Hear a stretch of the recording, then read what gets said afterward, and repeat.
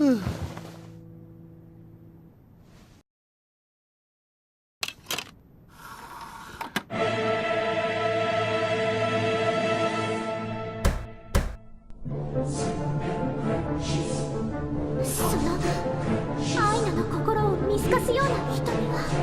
いつどこ中出身だよ。留学早々目立ちすぎだろ。やっぱり何かおかしい。なんでいつもあいつが注目の的なんだよ。やっぱり似てるわ。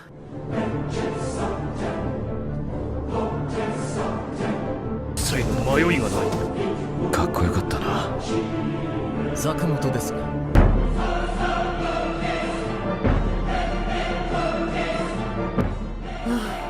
よかった。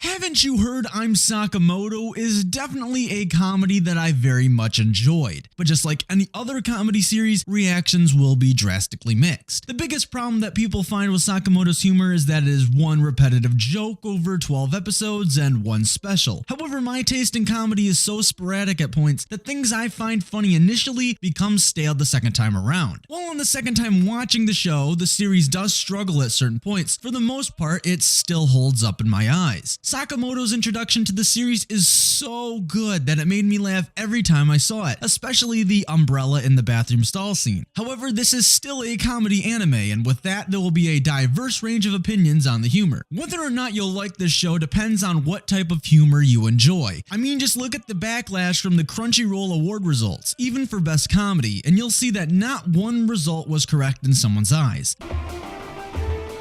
I don't have time for this.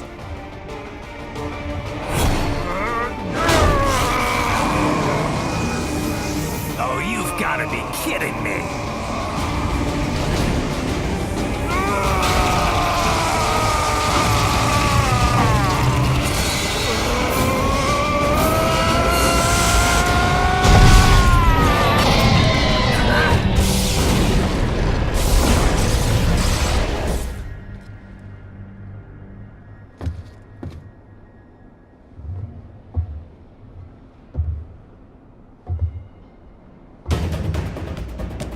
Let's go!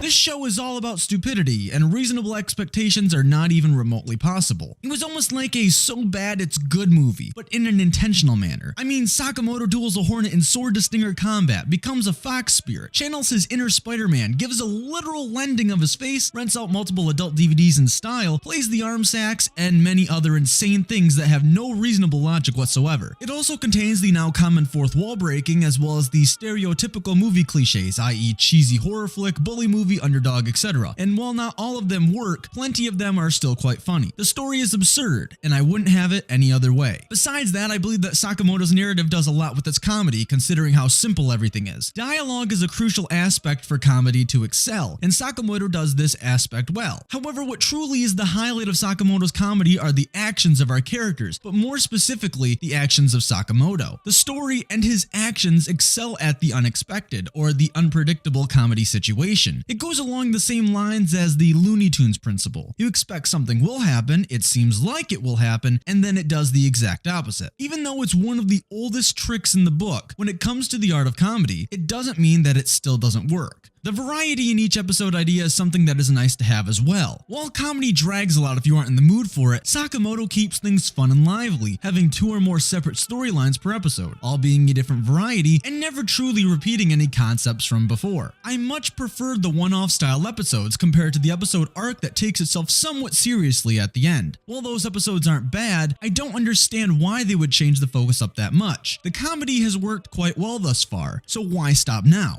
While the episodes do a nice job with the ideas of belonging and striving to keep up with others you care about, I don't think it mixed well with the rest of Sakamoto's storylines. While it does help with the supporting cast, I don't believe they were anything special to begin with. In addition, the special is also worth your time if you like the comedy of the show, as it is more of the same ideas. All in all, Haven't You Heard I'm Sakamoto relies on an overly simplistic story structure, but that structure works to bring out the best comedic situation. The cast of this series is both its biggest strength as well as its biggest weakness. Most of the cast is housed in either the delinquent or snooty girl stereotype that you see in almost every series involving a high school setting, and they really aren't anything special either. However, even if this is a detriment to the overall quality of the series, it certainly brings the most out of Sakamoto's character, which doesn't seem possible considering Sakamoto's personality is as exciting as a piece of cardboard. However, for some reason, if you mix a bland personality with impossible ideas, you somehow create the beauty that is Sakamoto. The way Sakamoto solves problems is so unconventional and stupid that I couldn't help but love it. He could be put into any situation and I wouldn't question any of the reasoning behind it. None of the actions that he performs seem dull to me. A positive out of Sakamoto's character is that he brings out the most in others. We see that with the delinquents no longer being jerks, Kupata starts to stand up for himself, and so on. However, the cast certainly relies too much on Sakamoto to move the episode along, which could be a detriment if you do not like Sakamoto as a character. However, how can you not like the guy? He's perfect all the way around. The cast is definitely nothing new, but Sakamoto helps to make up for that.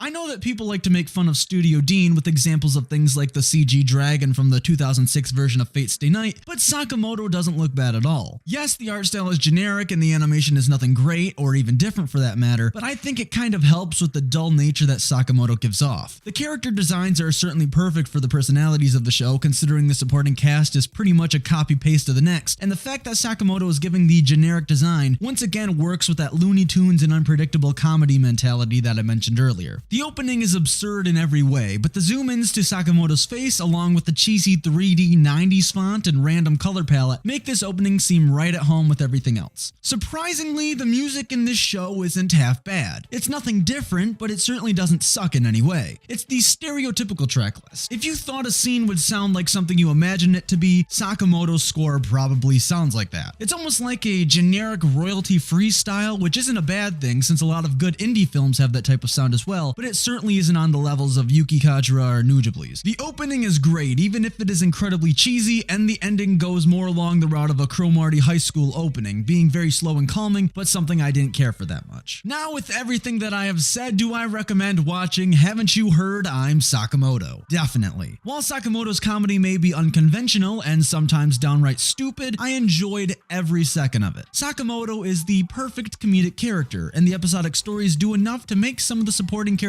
and the events surrounding them memorable and fun. While it isn't the best thing ever, Haven't You Heard I'm Sakamoto is certainly one of the good comedy series in the anime medium. Spartan Media Reviews gives Haven't You Heard I'm Sakamoto a good recommendation. If you are interested in watching Haven't You Heard I'm Sakamoto, you can check out the series for free over on Crunchyroll. Now, what are your thoughts on Sakamoto? Comment below. If you enjoyed this review, hit that like button, I would really appreciate it. You can also subscribe to my channel if you haven't yet, I would really appreciate that as well. Follow me on Twitter and Hummingbird to keep up to date with the current things that I am doing, and with all that said, I will catch you guys in my next review. Thank you for watching. 3 plus and スルール X